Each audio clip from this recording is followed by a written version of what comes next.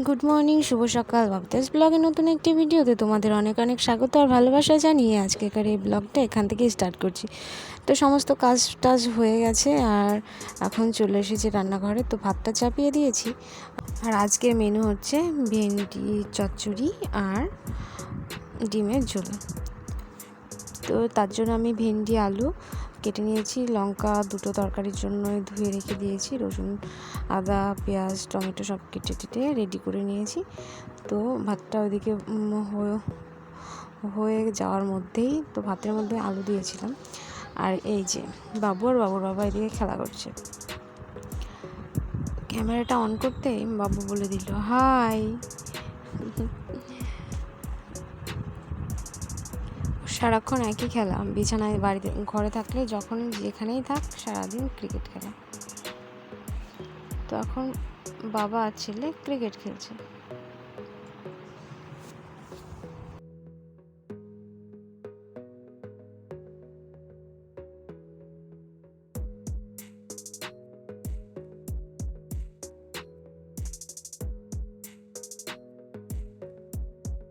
তো চলো এবার রান্নাঘরে যাওয়া যাক।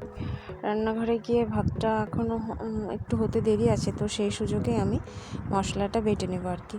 সরষে লঙ্কা জিরে দিয়ে তরকারি করব। আর এই যে ভাতটা হয়ে গেছে, দিয়ে আলুটা ভাতের মধ্যে থেকে বের করে নিয়েছি।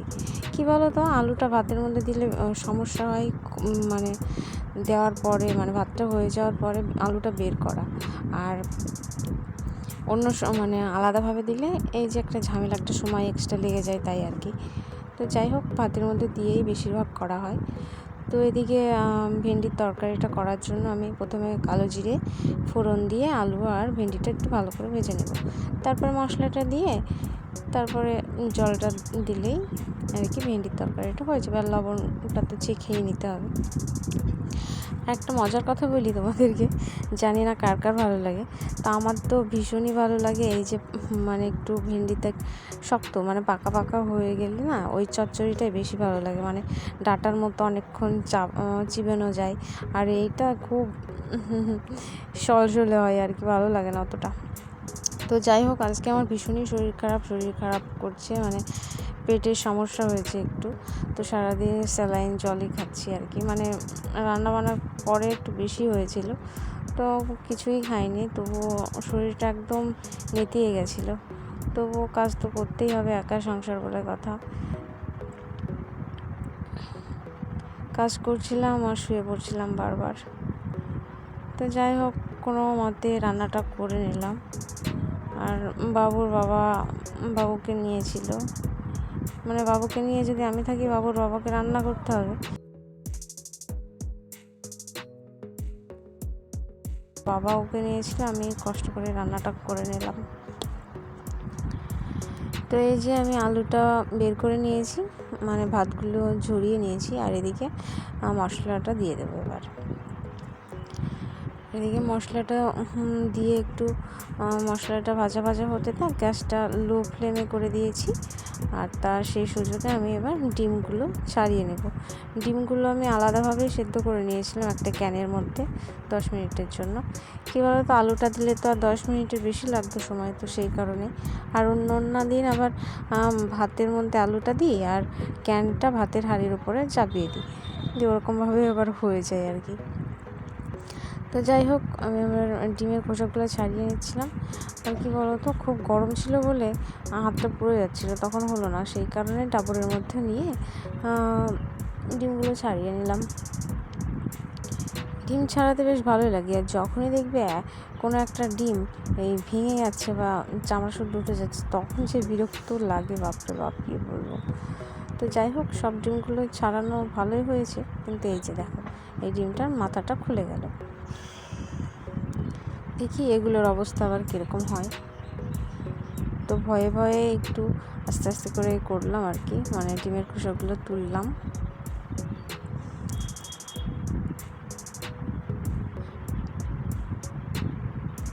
না যাক, বাপরে বাপ, এটা ভালোই হলো। আর এইটা দেখি কি হয়।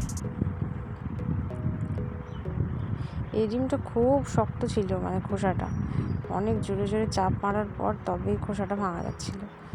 তো যাই হোক, দেখছি এই ডিমটাও ভালো ভালো হয়ে গেল, খোসাটা তোলা।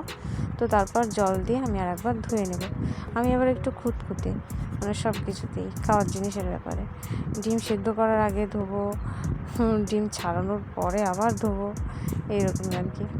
তো যাই হোক, সবগুলো এবার চিড়ে নেব। হাতের কাছে যা পাই তাই দিয়ে চিড়ি। হয়তো এখানে দেখতে সুন্দর লাগতো ভালোভাবে করলে, মানে অন্য কিছু দিয়ে ডিমগুলো চিড়লে। আমি হাতের কাছে ছেঁচকি ছিল, ছেঁচকিটা ভালো করে ধুয়ে নিয়েই শুরু করে দিলাম একটু কেটে নেওয়ার জন্য। তো তারপর আমি লবণ হলুদ দিয়ে ডিমটাকে একটু মাখিয়ে রেখে দেব, দিয়ে মিক্সিতে মশলাটা করে নেব।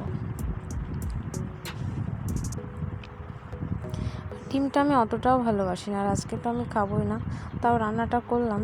আমি তো খাবো না, দেখা যাক কী হয়। তো এদিকে আমার মশলাটা শুকিয়ে গেছে, এবার একটু জল দিয়ে দেবো ভেন্ডির তরকারিতে।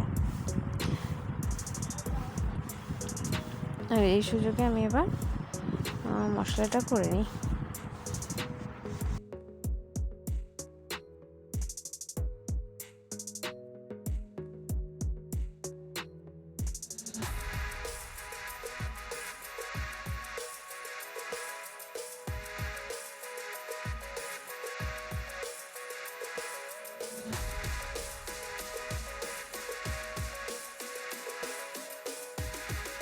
তো তরকারিটা আমার রেডি হয়ে গেছে, এখন আমি নামিয়ে নেব। এবার ডিমের তরকারিটা করে নেব।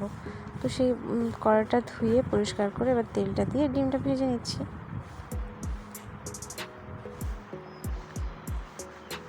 আর যারা কড়াইয়ের মধ্যে মানে ডিমটাকে আগে লবণ হলুদ দিয়ে মাখিয়ে রাখলে না, ডিমটা ফাটে না, একটু নইলে বেশি ফাটে।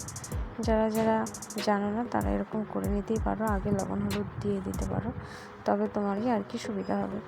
তো দেখতে দেখতে তোমাদের সঙ্গে গল্প করতে করতে এদিকে দেখো আলুটা ভাজা হয়ে গেছে। এবার আমি আর একটু লবণ হলুদ দিয়ে ভেজে নেব। তারপরে এবার দিয়ে দেবো মশলাটা, আর মশলাটা একটু অনেকটা জল জল দিয়েই করলাম, যা গরম পড়েছে, শরীর খারাপ না হলে আর কি হয় বলো। তো ঝোলটা যেই মানে মশলাটা যেই তেল ছাড়তে শুরু করে দিয়েছে, তখন আমি ডিমগুলো দিয়ে দিলাম। ডিমগুলো দিয়ে আর একটু কষিয়ে নেব, আর উপর থেকে একটু মিট মশলা ছড়িয়ে দিলাম। ছড়িয়ে দিয়ে একটু কষিয়ে নেওয়ার পর এবার দিয়ে দেবো জল।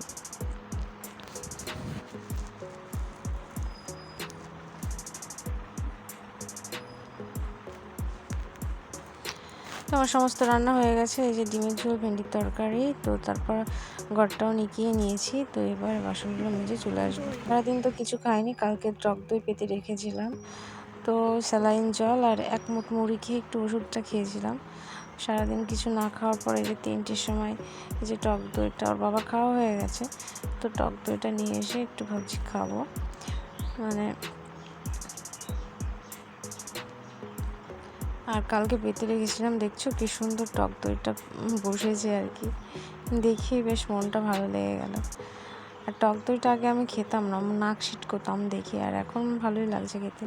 তো যাই হোক, যারা নতুন আমার চ্যানেলটিকে এখনও সাবস্ক্রাইব করোনি তাদেরকে বলছি, প্লিজ আমার চ্যানেলটিকে সাবস্ক্রাইব করে দিয়ে আমার চ্যানেলের পাশে দেখো। আর যারা সাবস্ক্রাইব করে দিয়েছো তাদেরকে অসংখ্য অসংখ্য ধন্যবাদ।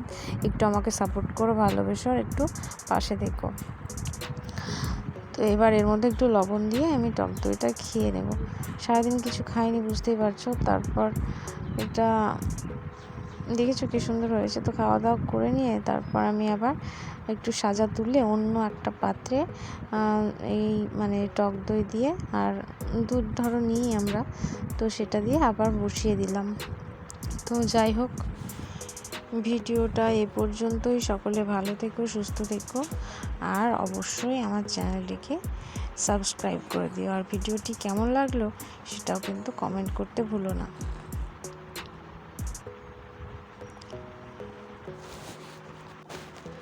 বাই, টাটা, সকলে সুস্থ থেকো, ভালো থেকো।